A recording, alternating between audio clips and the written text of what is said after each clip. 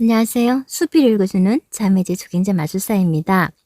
오늘 내가 사는 게 재미있는 이유, 김혜남. 내가 15년간 파킨슨 병을 앓으며 깨달은 것들. 일도 그렇고 사랑도 그렇고 뭐 하나 제대로 되는 게 없는 인생이라고. 그래서 무엇을 하든 급부터 난다는 환자가 있었다. 그녀가 내게 물었다. 제가 그 일을 하는 게 맞을까요? 했다가 후회하면 어떡하죠? 만약 일이 잘못되면요? 차라리 안 하는 게 더 낫지 않을까요? 그녀의 간절한 표정을 뒤로하고 나는 말했다. 제가 점쟁이도 아닌데 어떻게 알겠어요? 그건 알지만 그래도 조언을 해주실 수는 있잖아요. 나는 끝내 그녀가 원하는 조언을 해주지 않았다. 대신 그녀의 고민을 끝까지 들어주었을 따름이다. 그리고 마지막에 어떤 선택을 하든 잘 헤쳐나갈 테니 용기 내어 딱 한 발짝만 내디뎌 보라고 했다. 잘못된 길이라면 아예 내딛고 싶지 않은 그녀의 심정을 모르는 것은 아니다. 이미 몇 번 실패를 경험한 그녀가 많이 지쳐있다는 것도 알고 있었다. 하지만 분명한 것은 계속 결정을 미룬 채 고민을 더 해봐야 시간만 흘러간다는 것이다. 그게 옳은 선택이든 아니든 이제는 결정을 내리고 선택한 그 방향으로 한 걸음 한 걸음 나아가야 한다. 가서 경험을 해봐야 자신과 맞는지 안 맞는지 알 수 있기 때문이다. 나에게도 그렇게 꼼짝도 못한 채 아무것도 할 수 없었던 시기가 있었다. 2001년 43살에 파킨슨병이라는 진단을 받고 난 직후였다. 파킨슨병은 손발이 떨리고 근육이 뻣뻣해지고 몸이 굳는 증상이 나타나는 신경퇴행성 질환이다. 그래서 걷는 것도 말하는 것도 심지어 글씨를 써고 얼굴 표정을 짓는 것도 마음대로 되지 않는다. 누군가가 파킨슨병을 묘사할 때 온몸을 밧줄로 꽁꽁 묶어놓고는 움직여 보라고 하는 것이나 마찬가지라고 했는데 그 말이 꼭 맞다. 어떨 땐 한 걸음을 움직이기 위해서 옷이 땀으로 흠뻑 젖을 만큼 고생을 한다. 보통 파킨슨병에 걸리고 15년이 지나면 사망하거나 심각한 장애가 나타난다고 알려져 있다. 또한 치매와 우울증, 사고력 저하 등을 동반하는데 아직까지 마땅한 치료법이 없다. 그저 약으로 병의 진행을 더디게 만들 수 있을 뿐이다. 한마디로 불치병이라는 소리다. 어디서다 보니 파킨슨병에 대해 알고 있었지만 그 병이 나를 찾아올 줄은 짐작조차 못했다. 하필이면 꿈을 펼쳐보겠다며 개인 병원을 차린 지 1년이 채 안 되었을 때였다. 내가 뭘 그렇게 잘못했기에 이런 병에 걸린 걸까? 누구나 열심히 살겠지만 나 스스로는 누구 못지않게 열심히 살아왔다고 생각했었다.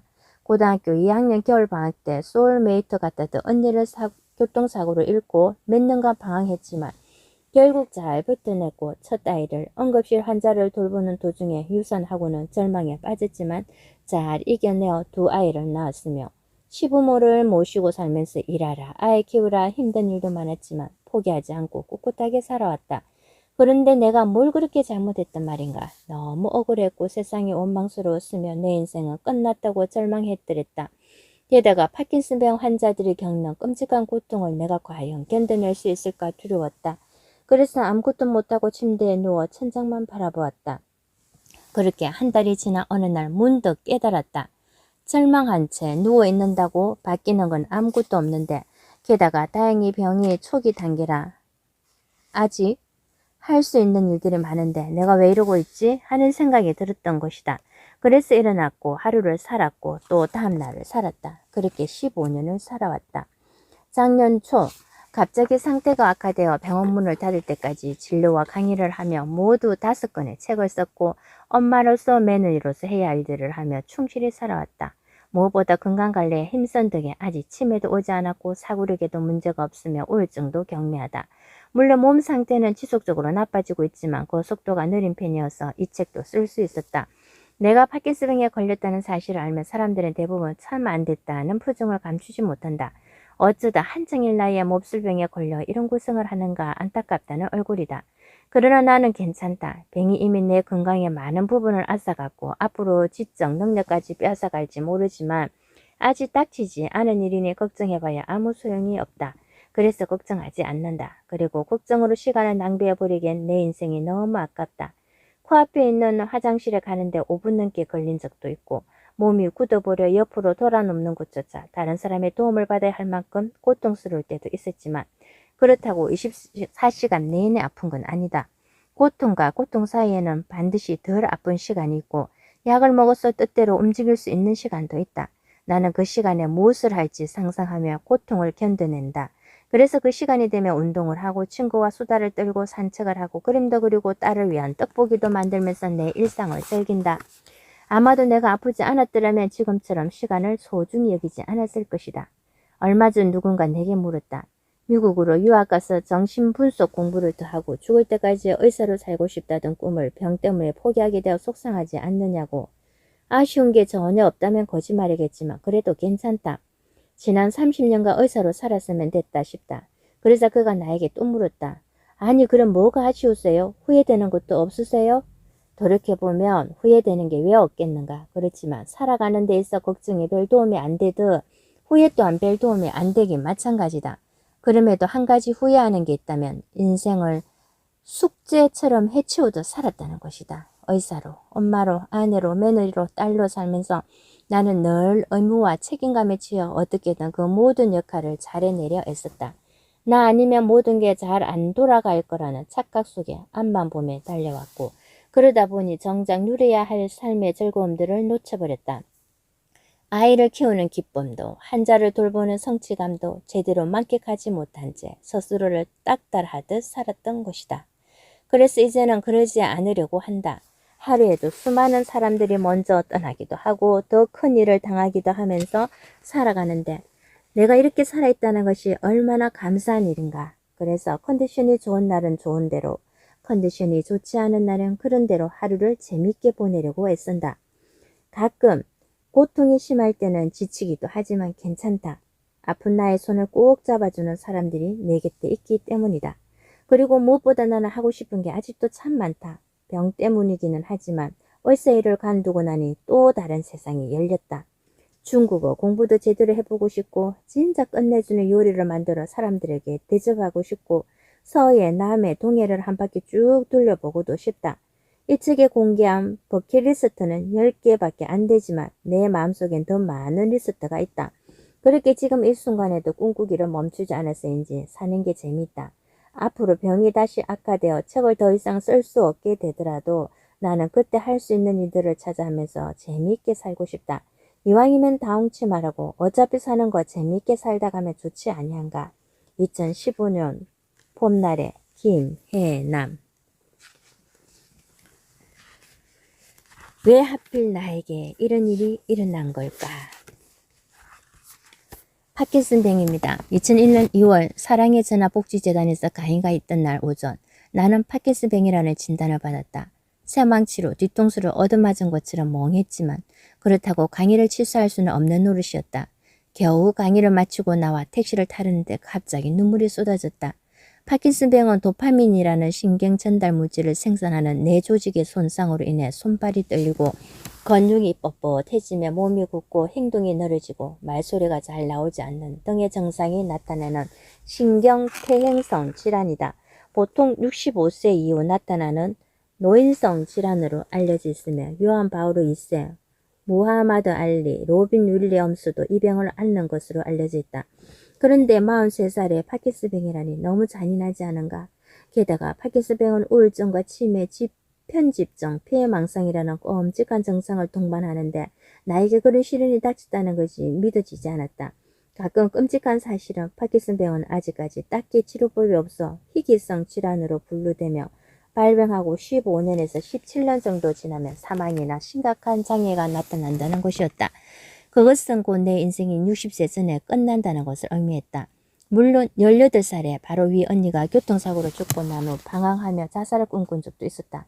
하지만 어차피 살 거라면 잘 살아야겠다고 결심하고 난 뒤 누구보다 열심히 살아왔다.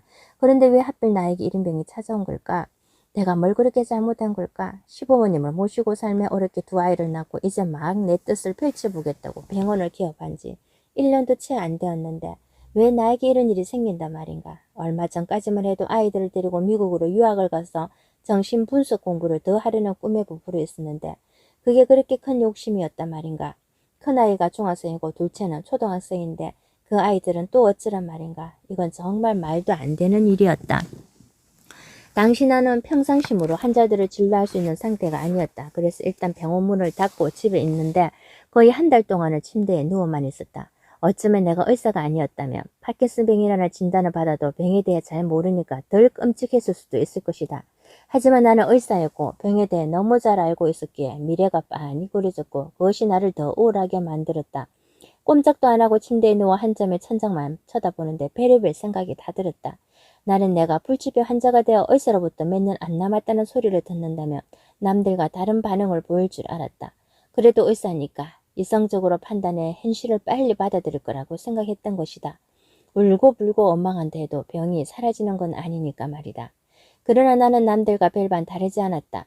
내가 왜 그런 병에 걸려야 하는지 이해할 수 없었고 현실을 받아들이기가 너무 무섭고 끔찍했으며 세상이 너무나 원망스러웠다. 그러는 사이 우울은 더 깊어져갔고 차라리 이대로 죽어버리는 게 낫겠다는 생각이 들었다. 그러던 어느 날 문득 정신이 번쩍 들었다. 아니 내가 왜 이러고 있지? 나는 그대로인데 단지 달라진 게 있다면 내 미래가 불확실하고 현재가 조금 불편해진 것밖에 없는데 내가 왜 이러고 있는 거야? 내가 왜 오지도 않은 미래를 걱정하느라 현재를 망치고 있는 거지?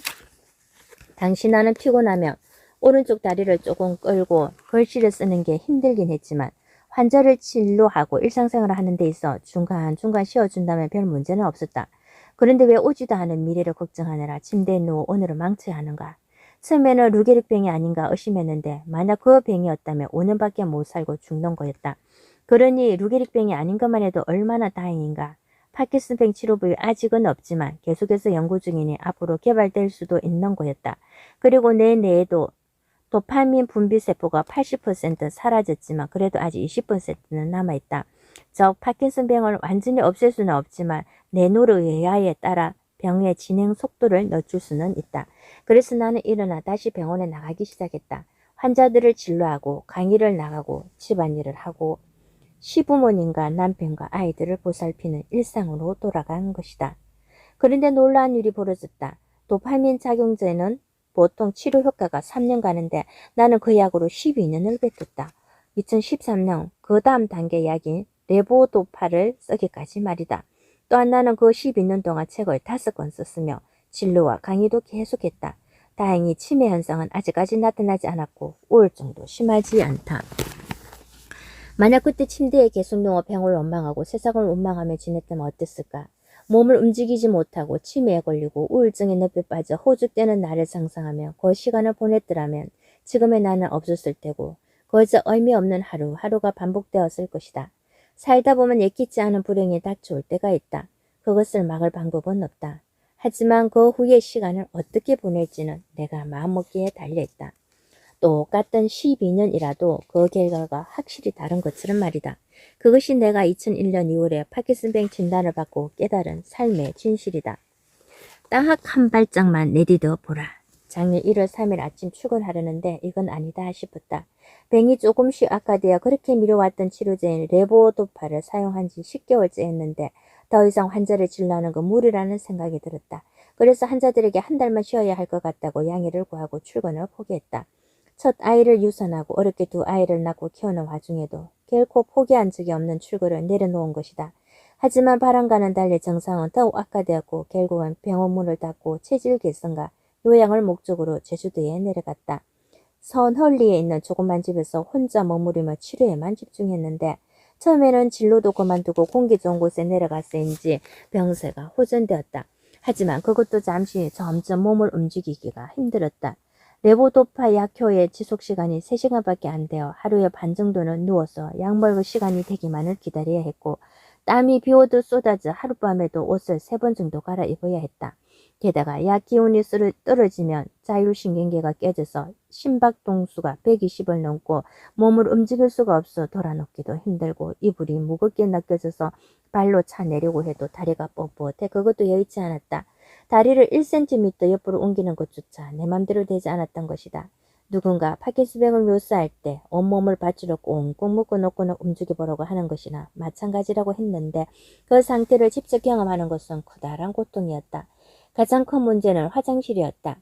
파킨슨병 환자들의 경우 소변이 금방 마려 화장실에 자주 가는데 밤에도 예외는 아니다. 겨우 눈을 붙이는데 소변이 마려워 잠을 깨고 화장실에 갔다 오면 한두 시간 잠들었다가 다시 화장실에 가는 일이 반복되었다. 그날도 그랬다. 새벽 1시쯤 소변이 마려워 눈을 떴다. 힘겹게 일어선 다음 화장실에 가려고 발을 떼는데 몸이 앞으로 쏠리면서 꽈당 넘어질 뻔했다.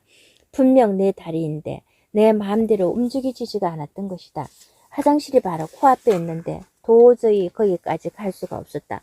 땀을 뻘뻘 흘리며 화장실 쪽을 바라보며 움직이려다 앞으로 넘어지길 몇 번 이대로 주저앉아 오줌을 싸버릴까 싶었다. 다 큰 어른이 바지에 오줌을 싸게 될 줄이야. 비참하고 고통스러운데 집에 나 혼자뿐이니 더 막막했다. 그러다 화장실 문을 바라보는 대신 발을 가만히 쳐다보았다. 그리고는 발을 한 발짝 천천히 떼었다. 신기하게도 발이 움직여졌다. 발을 쳐다보면서 다시 한 발짝 움직였다. 그렇게 한 발짝 나아가다 보니 어느새 화장실에 도착해 있었다. 보통 때면 2초 만에 갈 수 있는 화장실을 가는데 5분 넘게 걸리긴 했지만 도착해서 볼일을 봤으니 그러면 된 거 아닌가. 아, 한 발짝이었구나. 내가 가려는 먼 곳을 쳐다보며 걷는 게 아니라 지금 있는 자리에서 발을 쳐다보며 일단 한 발짝을 떼는 거, 그것이 시작이며 끝이다. 그렇게 한 발짝 한 발짝 내딛는 데 집중하다 보면 어느새 목적지에 도착해 있는 나를 발견하게 되는 것이다. 흔히 높은 계단을 오를 때 저 위를 보고 가면 못 올라간다는 말이 있다. 올라가다가 어디까지 왔나 확인해보면 계단 끝까지 가려면 아직도 멀었다는 사실에 절망하여 주저앉기 때문이다. 주저앉아 언제쯤 저 끝까지 갈 수 있을까 생각하다 아예 올라가기를 포기하게도 된다. 그러나 도저히 못 갈 것 같은 순간에도 발을 쳐다보며 한 발짝 떼는 것은 언제든 가능하다. 그리고 계단 끝을 보며 올라갈 때는 힘들다는 소리가 절로 나오고 올라가는 일 자체가 고통스러운데 신기하게도 발을 쳐다보고 한 발짝을 떼는 데 집중하면 힘들다는 생각이 들지 않는다. 온 신경이 그저 한 발짝을 내딛는 데만 집중되기 때문이다. 선생님, 한 발짝을 떼는 것은 쉽죠. 그런데 만약에 그 길이 아니면 어떻게 해요? 잘못된 길로 한 발짝 한 발짝 나아가 낭떠러지에 도착하면 어떡하냐고요. 어느 환자가 불면 소리로 나에게 했단 말이다. 내가 몇 년 동안 진료를 맡았는데 병 때문에 도저히 진료가 불가능해서 다른 의사를 소개해주자 그는 나에게 울면서 전화를 했다. 선생님, 그 의사 선생님이 저한테 맞는 치료자일까요? 저를 도와주실 수 있는 분이 맞느냐고요. 만약에 아니면 어떡하죠? 나도 모른다고 대답했다. 그와 치료자가 맞을지 안 맞을지는 둘이서로 만나서 치료를 진행해 봐야 알 수 있다. 내 딴의 미안한 마음에 최대한 그와 잘 맞을 것 같던 치료자를 연결해 줬지만 내 생각이 틀릴 수도 있다. 만약에 잘 맞으면 계속 그 의사 선생님과 치료를 진행하면 되고 안 맞으면 다른 치료자를 찾아가면 되죠. 그런데 당신이 지금처럼 울면서 아무것도 하지 않으면 당신의 상태가 더 나빠질 거라는 건 확실해요. 정말 미안하지만 내가 당신을 진료할 수 있는 상황이 아니니까요. 이 길이 맞을까 저 길이 맞을까 우리는 늘 선택의 기로에 서게 된다. 그런데 분명한 것은 어떤 길로 가는 게 맞을지는 모르지만 내가 걸어간 길을 내 것으로 만드는 것은 나의 몫이다. 배우자를 찾는다고 했을 때 그가 나와 맞을지는 누구도 모르는 거다. 어쨌든 그와 결혼해서 살아봐야 맞는지 안 맞는지 알 수 있고 설령 잘 안 맞아도 배우자를 내 남편 혹은 내 아내로 만들어가는 건 내 몫이다. 물론 선택한 길이 틀릴 수도 있고 최선을 다했는데도 낭떠러지에 도착할 때도 있을 것이다. 하지만 그게 두려워 한 발짝도 떼지 않으면 영영 아무 데도 못 가게 된다. 그리고 내 경험상 틀린 길은 없었다. 실패를 하더라도 실패로부터 무언가를 배우면 그것은 더 이상 실패가 아니었고 길을 잘못 들었다 싶어도 나중에 보면 그 길에서 내가 미처 몰랐던 것들을 배움으로써 내 삶이 더 풍요로워졌다. 때론 내 뜻대로 흘러가지 않은 인생 때문에 화가 난 적도 있지만 분노의 힘이 나를 살게 한 적도 있다. 그러므로 가장 빠른 직선 코스로 가야 한다는 강백한 놈만 버린다면 한 발짝을 떼는 것에 대한 두려움을 가질 이유는 없다. 남보다 빨리 목적지에 도착해봐야 그 기쁨을 같이 나눌 사람이 없다면 오히려 그게 더 슬픈 일이다. 그러니 어떤 순간에도 삶을 포기하지 말고 용기 내어 일단 한 발짝만 내디뎌 보라. 나는 화장실에 가기까지 5분이 걸렸지만 도착한 순간 해냈다는 기쁨에 한우성을 질렀다. 당신이 하버드를 졸업해 빌 게이츠처럼 살아야지 그 외에 다른 삶은 무가치하다는 생각에 사로잡힌 게 아니라면 한 발짝을 내디딘 순간 알게 될 것이다. 용기 내기를 참 잘했다는 것을 내가 쉽게 절망하지 않는 까다. 작년 여름 공항에서의 일이다. 친정엄마와 함께 제주도에서 서울로 올라오는 길이었는데 짐 찾는 곳에서 갑자기 움직일 수가 없었다. 몸이 굳어버린 것이다. 몸이 굳어 멈춰버린 것이다. 속으로 한 발자 외치며 바람에 집중해 봤는데도 소용이 없었다. 간신히 벽을 붙잡고 서서 시계를 보니 약 먹을 시간은 앞으로 2시간이나 남은 상태였다. 사람들은 이미 짐을 찾아 다 빠져나가 버렸고 그곳에는 달랑 엄마와 나 둘뿐이었다. 그런데 설상가상으로 소변이 마려웠다. 엄마는 내가 안타까운지 어떻게든 부축을 해주려고 했지만 부축으로 해결된 문제가 아니었다. 그때 마침 지나가던 청소부 아주머니가 무슨 일이냐며 다가왔다. 아주머니는 얘기를 듣더니 카트를 가져왔다. 카트에 앉으며 밀어주겠다는 것이다. 바지에 소변을 싸지 않으려면 그 방법밖에 없어 카트에 앉았다. 그리고 화장실로 가 볼일을 본 뒤에는 어쩔 수 없이 약을 미리 먹었다. 하루 3번 정량을 지키지 않고 더 먹으면 부작용이 따르지만 그날은 방법이 없었다. 카트가 없었으면 어떻게 됐을까 지금도 아찔하다. 정말 못 걷겠니? 제발 조금만 움직여봐.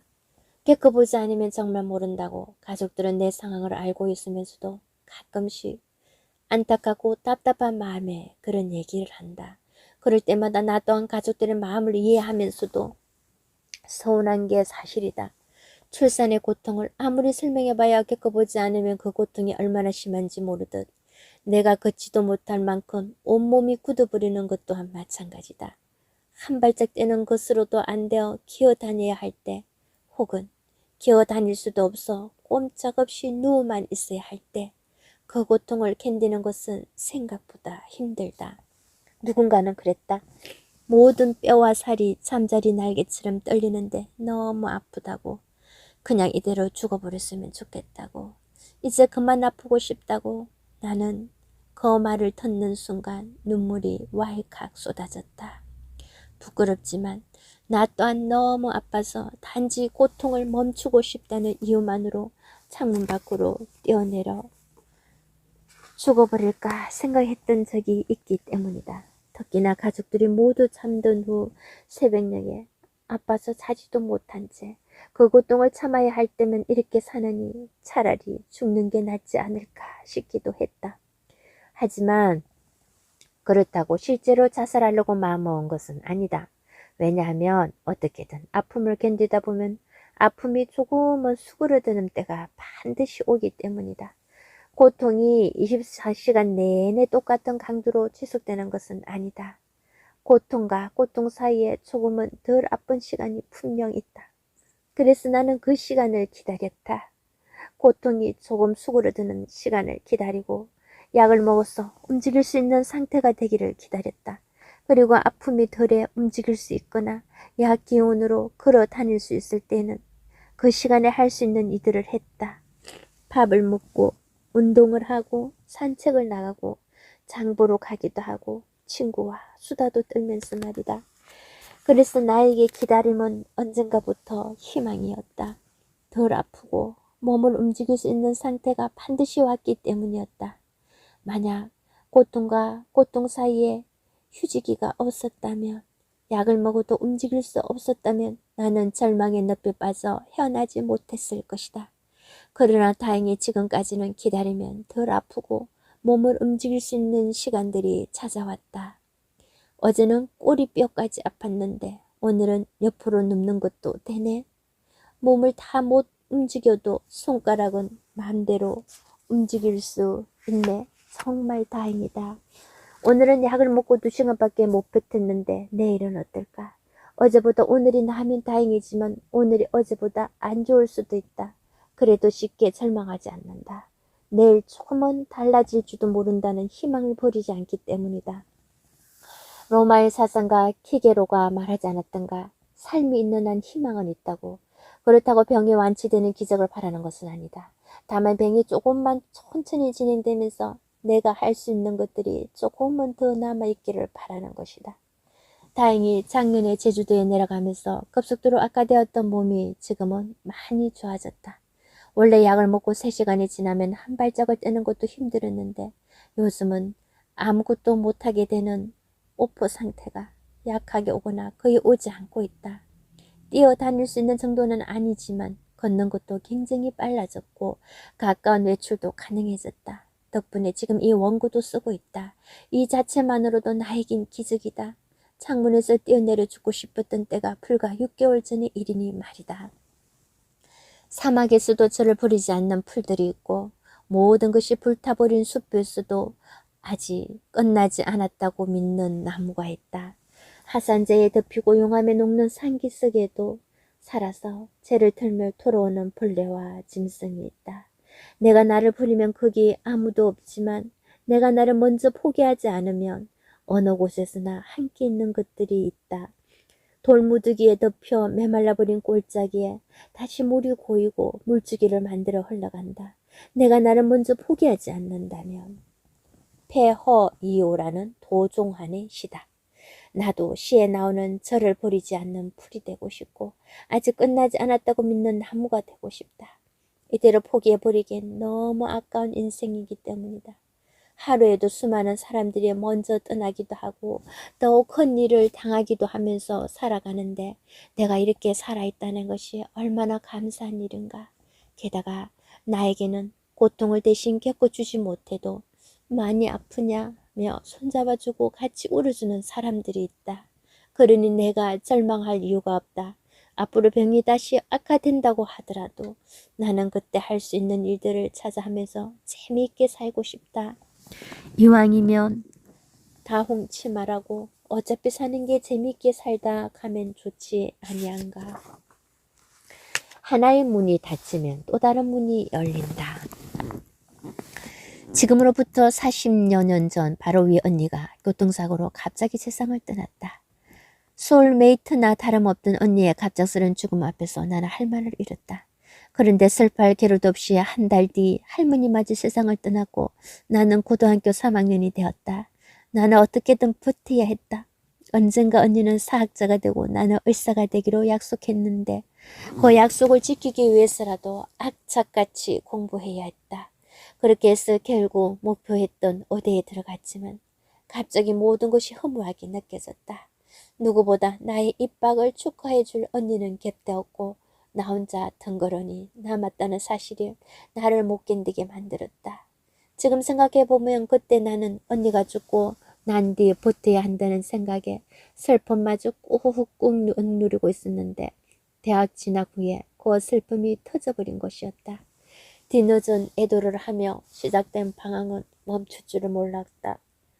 꿈 많던 언니를 순식간에 데려가 버리는 세상인데 내가 열심히 산다 무슨 소용이 있을까 싶었다. 모든 것이 험악하다는 생각에 방황을 거듭하고 있던 어느 날 사촌 오빠가 다가왔다.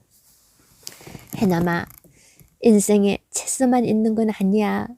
채선이 안 되면 차선이 있고 차선이 안 되면 차사선도 있는 법이거든. 그래서 끝까지 가봐야 하는 게 인생이야.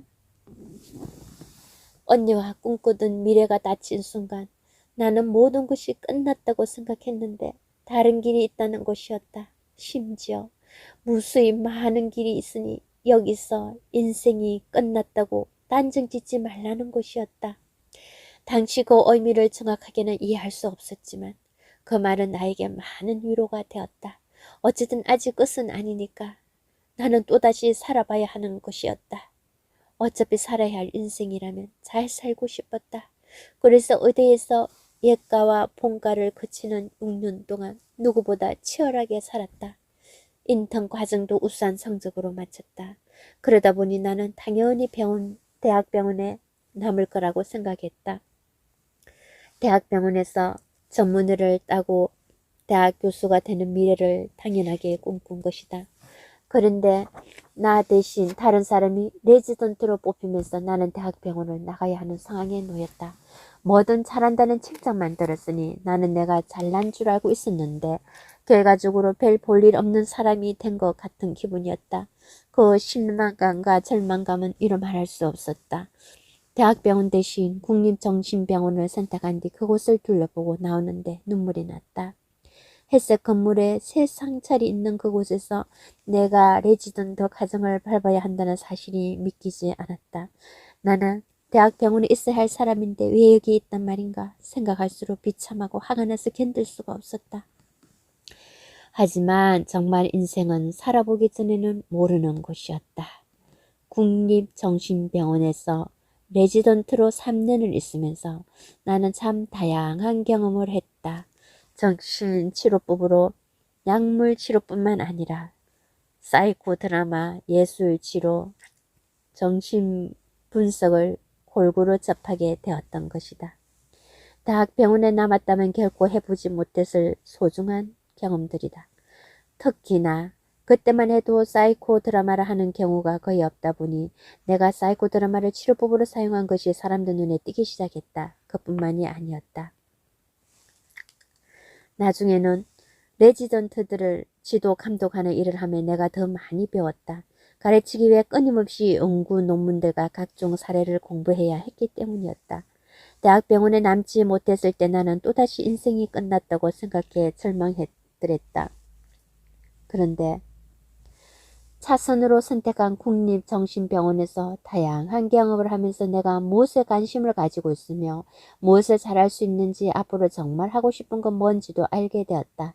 만약 대학병원에 남았다면 주어진 길에 내가 맞춰가야 한다고 생각했을 것이다.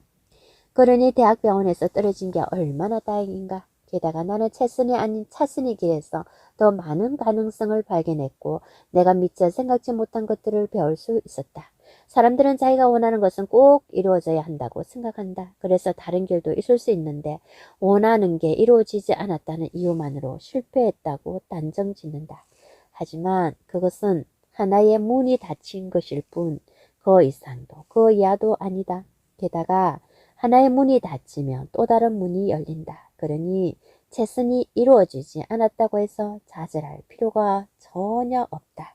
사촌 오빠의 말처럼 최선이 아니면 차선이 있는 법이고 차선이 아니면 차선이 기다리고 있는 법이니까. 그리고 나처럼 차선의 길에서 미처 생각지 못한 더 큰 가능성을 발견할 수도 있다. 정말이지 가보지 않으면 모르는 게 인생이고 끝까지 가봐야 아는 게 인생이다. 나는 참 가진 게 많은 사람이었다. 파란색 타이츠에 빨간색 팬티를 입고 망토를 휘날리며 하늘을 날아다닐 슈퍼히어로의 아이콘이 된 슈퍼맨 영화 슈퍼맨에서 주인공을 맡은 크리스토퍼 리브는 당시 신인 배우였지만 영화가 세계적인 성공을 거두면서 일약스타로 떠올랐다. 그런데 42살에 그는 자신의 에마를 타고 장애물 넘기를 하다 그만 말에서 떨어지면서 목뼈를 다쳤다. 경추 2부는 다친 그는 가까스로 목숨은 건졌지만 사지마비로 손가락 하나 까딱하지 못하는 상태가 되고 말았다. 하지만 그는 포기하지 않았다. 수술을 받고 재활치료를 들어갔으면 발가락 하나로 움직이는 데 성공했다. 그는 거기서 멈추지 않고 휠체어에 몸을 꽁꽁 묶고 발가락으로 휠체어를 조절하면서 왕성한 사회 활동을 시작했다.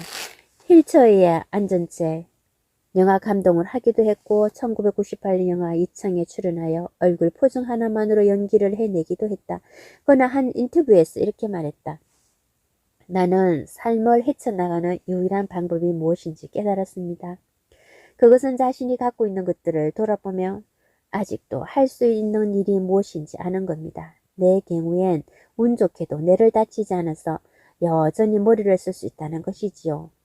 만약 내가 파킨슨병에 걸리지 않았더라면 그의 말이 그다지 와닿지 않았을 것이다. 하지만 병에 걸리고 난 뒤 나는 그의 말을 계속 곱씹게 되었다.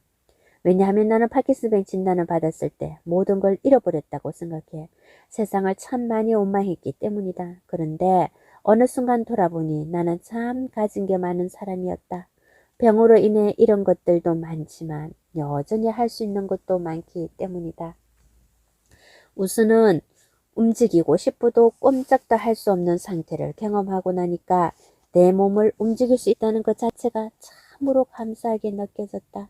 손가락과 팔다리, 발가락을 움직일 수 있는 게 얼마나 감사한 일인가. 크리스토퍼 리버처럼 사지마비가 안 된 게 얼마나 다행인가.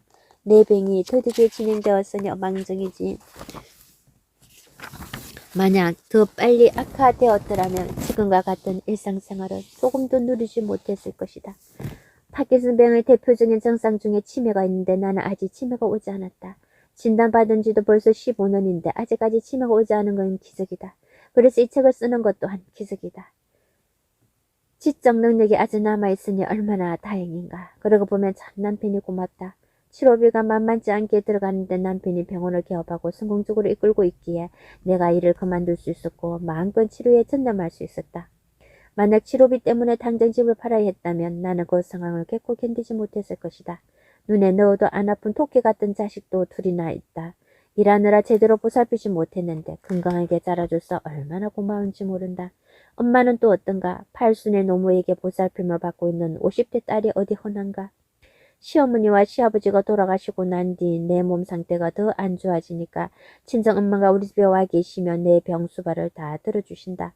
똑바로 누워있는데 꼬리뼈가 베겨서 살이 빨개지는데도 돌아넘지 못하는 때가 가끔 있다.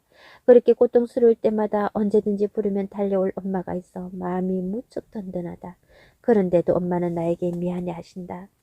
나를 낳자마자 당신이 큰 병에 걸려 알아눕는 바람에 나에게 젖을 제대로 못 줘서 내가 매일 배고픔에 손가락을 빨았고 그래서 내 몸이 약해진 거라고. 모두 당신 탓이란다. 아무리 정정하시다고는 하지만 이제 좀 편하게 사셔도 될 텐데 괜히 나 때문에 고생하는 엄마를 보고 있느라면 너무 미안하고 또 너무 감사하다. 예전 같으면 가족이니까 나를 돕는 게 당연하다고 생각했을지도 모른다. 하지만 도저히 혼자서는 감당하지 못할 병에 걸리고 나니 언제든지 마음 놓고 지원 요청할 수 있는 가족이 내 곁에 있다는 게 거저 감사하고 든든할 뿐이다. 제주도에 내려가 머무는 동안에도 참 고마운 분을 많이 만났다.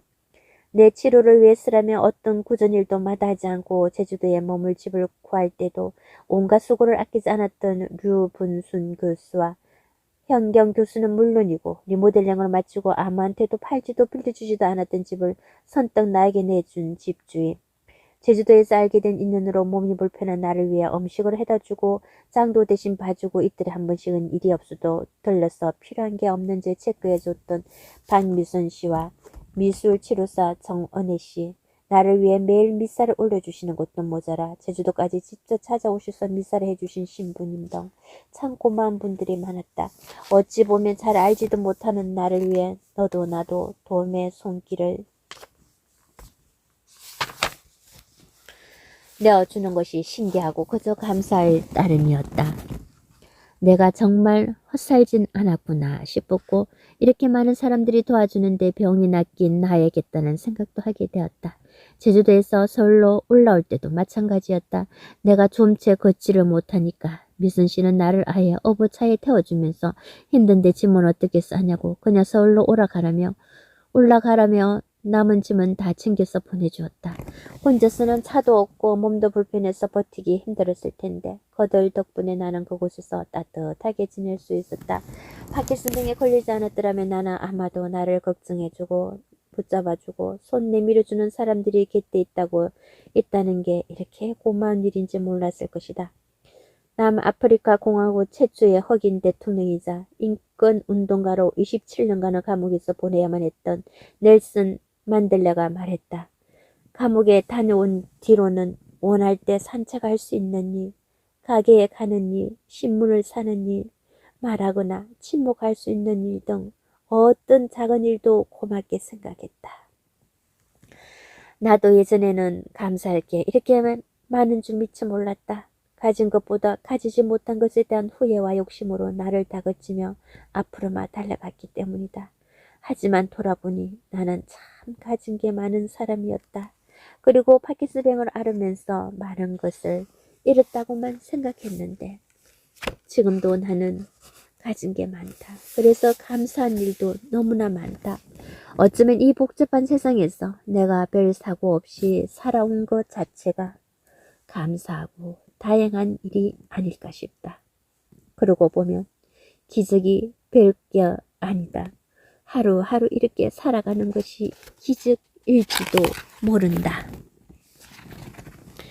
파킨슨병이 내게 가르쳐 준 것들. 나는 내가 당연히 죽을 때까지 의사로 살 거라고 생각했다. 70, 80세가 되어도 의지가 있다면 의사를 면담하고 치료하는 일이 가능할 뿐더러 환자들이 스스로 상처를 극복해 나가는데 도움을 줄 수 있는 게 참 좋았다. 치료를 하고 있으면 왠지 내가 쓸모 있는 사람이 된 것 같아 뿌듯하기도 했다. 그런데 병이 내게 찾아오면서 많은 것이 바뀌었다. 파킨슨병 판정을 받은 지도 벌써 15년. 나에게 파킨슨병은 불청객인데 어느새 사랑방을 딱 차지하고는 도통 갈 생각을 안 하는 손님이다. 게다가 얼마나 까탈스러운지 하루에 삼시세끼를 반드시 차려줘야 그나마 잠잠하고 안 그러면 집을 엉망으로 만들어버린다. 그래서 때로 나를 피곤하게 만들고 속상하게 만들고 화가 나게 만든다. 하지만 까칠한 손님으로부터 배운 것도 참 많다. 단점을 애써 고치려 하지 말고 그냥 장점에 집중할 것. 파킨슨병에 걸리고 나서 나는 집을 지고 다니는 달팽이가 된 기분이었다. 내 몸이 집이고 내 머리가 이걸 끌고 가는데 옛날에는 머리에서 명령을 내리면 몸이 알아서 착착 움직인 반면 지금은 쉽게 움직이지 않는다. 집을 끌고 가기가 여간 어렵지 않은 것이다. 내 경우 오른쪽 다리가 먼저 약해지기 시작해 그 다리를 끌게 되었는데 어떻게든 오른쪽 다리에 힘을 주고 움직여 보려고 해도 꼼짝하지 않았다. 대신 튼튼한 왼쪽 다리에 힘을 줘서 움직이면 오른쪽 다리도 같이 따라갔다. 그때 새삼 깨달았다. 힘이 남아있는 강한 쪽을 더 강화시켜서 움직이면 약한 쪽이 따라가는데 약한 쪽에 포커스를 두고 움직이려고 하면 죽어도 안 움직인다. 즉 약한 부분인 단점을 고치려고 애쓰는 것보다 오히려 강한 부분인 장점에 집중해 그것을 강화시키는 게 낫다. 못하는 것을 잘하려고 하면 낭비되는 에너지가 너무 많다. 그러니 단점은 그냥 두고 그 시간에 장점을 더 키워나가면 많은 것을 얻을 수 있다. 뛰어난 단점을 커버해버리는 것이다. 그러면 단점 때문에 더 이상 스트레스를 받지 않을 수 있고 남들이 그 단점을 공격해도 끄떡하지 않을 수 있다. 탁월하게 잘하는 게 있는데 뭐가 두렵겠는가? 그래서 약한 부분을 두려워하지 않고 드러낼 수 있는 사람이 진정 강한 사람이라고들 하는 것이다. 마이크로 월드를 발견하다. 본과 3학년 때 일이다. 어느 날 도서관에서 집으로 걸어오다가 주위를 둘러봤는데 나뭇잎이 다 떨어져 있었다. 아니 단풍이 든 줄도 몰랐는데 어느새 낙엽이 지는 낮과일이 되어 있을 줄이야. 공부하느라 도서관에 거의 살다시피 하면서 정신이 없긴 했지만 뭔가 중요한 걸 놓친 기분이었다. 하지만 그때뿐 나는 또다시 바쁘게 살면서 참 많은 것들을 휙휙 지나쳐 갔다. 그런데 병으로 인해 천천히 걷거나 누워있는 시간이 많아지면서 지금껏 보지 못했던 세상을 발견했다. 세상을 구석구석 바라보며 물방울같이 아주 사소한 것에도 세상의 이치와 아름다움이 있다는 것을 알게 된 것이다. 어느 날 나뭇잎에 대롱대롱 매달려 있는 물방울들을 가만히 들여다보니 물방울 하나하나에 소우주가 하나씩 담겨 있는데 참 아름다웠다. 유독 고통스러웠던 밤이 지나가고 새벽이 밝아오는데 해가 뜨기 직전 하늘이 그렇게 멋있는 줄 미처 몰랐었다. 예전에 그냥 푹 떠서 건붕어 밥을 줄 때는 몰랐는데 천천히 주면서 건붕어들을 보니 조그만 입을 오물거리는 게 그렇게 예쁠 수가 없었다. 그뿐만이 아니다. 막 잠든 아기의 입가에 머무는 미소도 무척 아름답고 캄캄한 골목을 비추는 가로등 불빛도 아름답고 내가 잠깐 잠든 사이 세상을 하얗게 뒤덮어버린 설경도 아름답다. 구로야 낙이 태츠고의 소설 창가의 토토에는 이런 말이 나온다. 어쩌면 세상에서 진실로 들어온 것은 눈이 있어도 아름다운 것을 볼 줄 모르고 귀가 있어도 음악을 듣지 못하고 마음이 있어도 참된 것을 이해하고 감동하지 못하며 가슴에 열정을 불사르지 못하는 사람이 아닐까. 나도 파킨슨병이 아니었다면 여전히 세상의 아름다운 것들을 다 놓치고 살면서도 그걸 왜 굳이 알아야 하느냐고 반문했을지 모른다. 하지만 지금은 지는 해가 얼마나 아름다운지, 옆 사람의 손이 얼마나 따스하고 위안이 되는지, 삶이 얼마나 소중하고 경이로운지 알고 있다. 겸손을 배우다.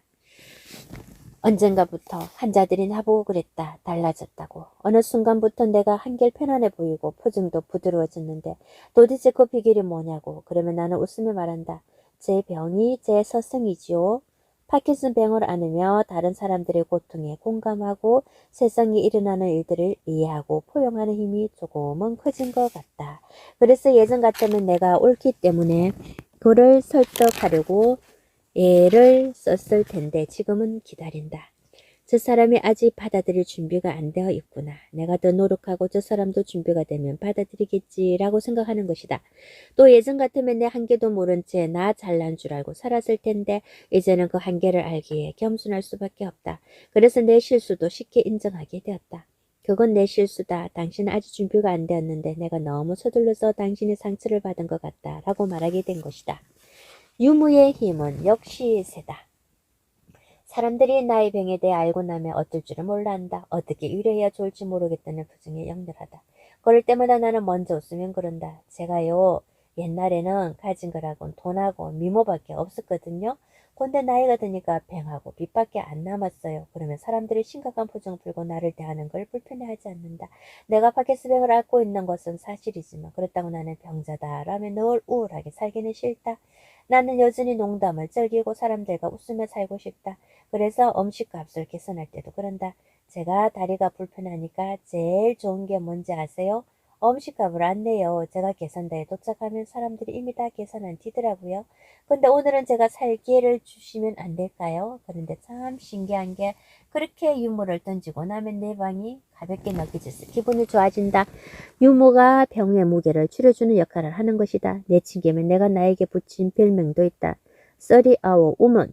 약을 먹으면 3시간 동안은 괜찮아서 만든 별명인데 원룸은 아니지만 나름 괜찮은 별명인 것 같다. 별명을 사용하는 방법은 다음과 같다. 30hour 오면 납시오. 요즘은 30hour woman이 아니라 2hour woman이야. 그런데 역시 유머의 힘은 세다.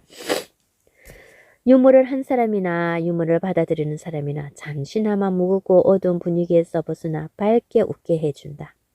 그럼에도 15년째 나를 시시때때로 괴롭히는 병 때문에 많이 지친 날에는 암 투병 중인 이혜윤 수녀의 시 병상일기를 보며 힘을 낸다.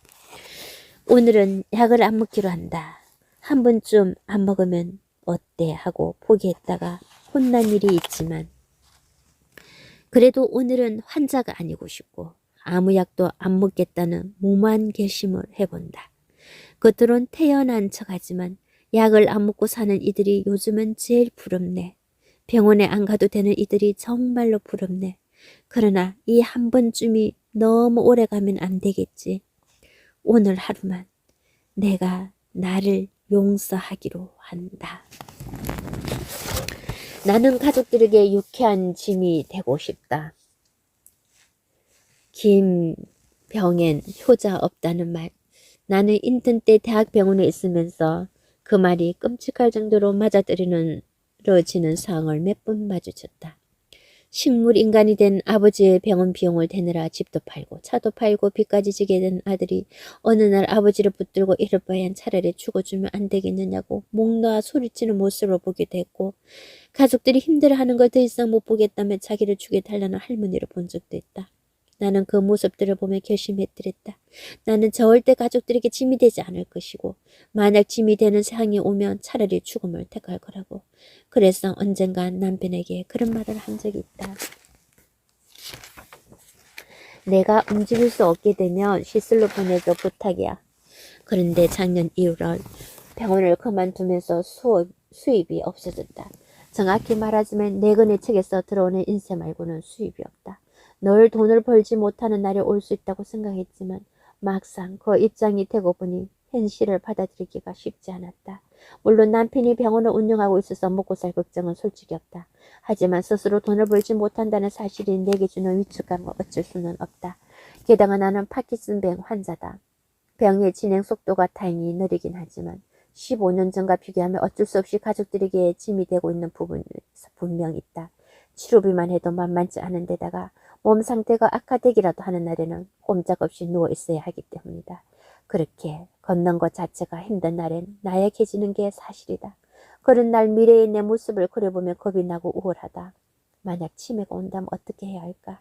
일상생활을 수행하는 것은 물론이고 사고 능력 또한 감퇴되어 아무짝에도 쓸모없는 존재로 전락해버린다면, 내가 가족들의 시간과 에너지를 빼앗는 귀찮은 존재가 되어버린다면, 그렇다면 그렇게 되기 전에 차라리 사람들로부터 사라져주는 게 낫지 않을까?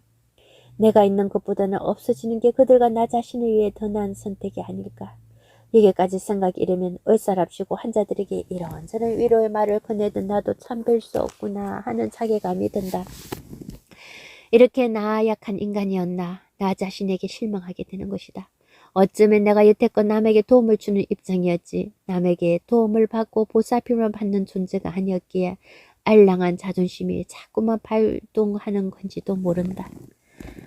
그래서였을까 작년에 병이 악화되어 제주도로 내려가면서 가족들에게 공기 좋은데 가서 치료에만 전념하고 싶다고 했고 오롯이 혼자 있는 시간을 가져보고 싶다고 했지만 솔직히 말하자면 가족들에게 짐이 되는 게 너무 미안하고 싫었다. 하지만 나의 바람개는 달리 병이 악화되면서 6개월 만에 다시 서울로 올라오게 되었다. 도저히 혼자서는 아무것도 할 수 없게 되었기 때문이다. 그런데 아들과 딸이 나를 무척이나 반겨주었다.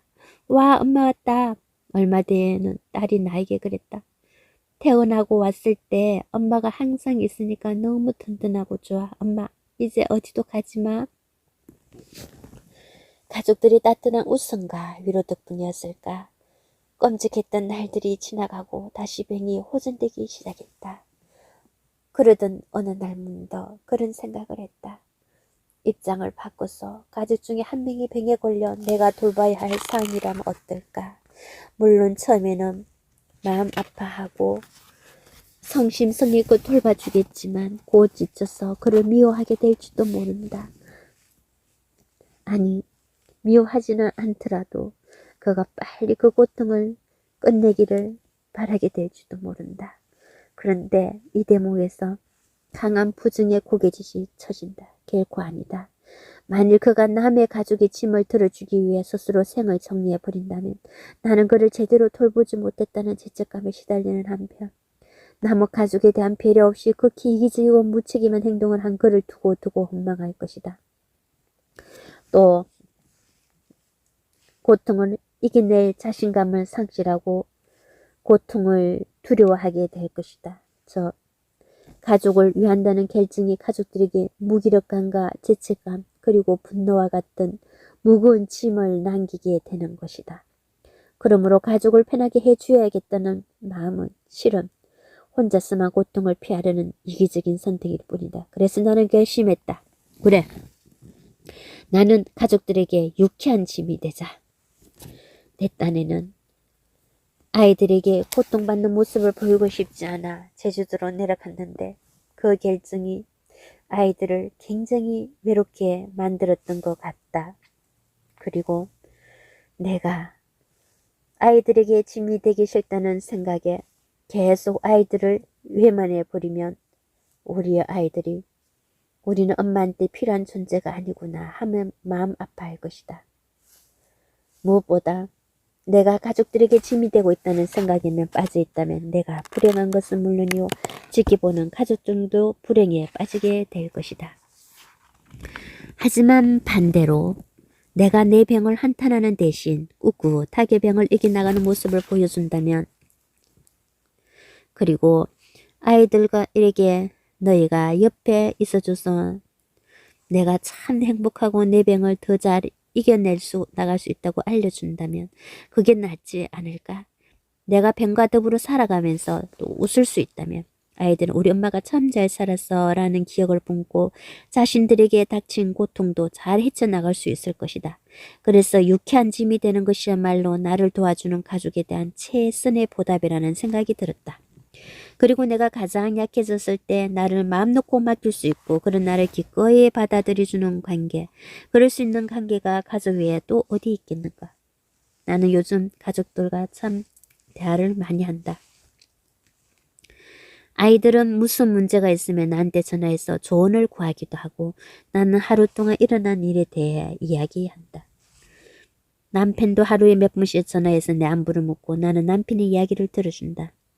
남편이나 아이들이 내 고통을 들어줄 수 있는 것은 아니지만 옆에 있어줘서 무척 고맙다. 그런데 그들이 나에게 고맙다고 해준다. 그래서 참 좋다. 유쾌한 짐이 되기로 한 것은 정말 잘한 일인 것 같다.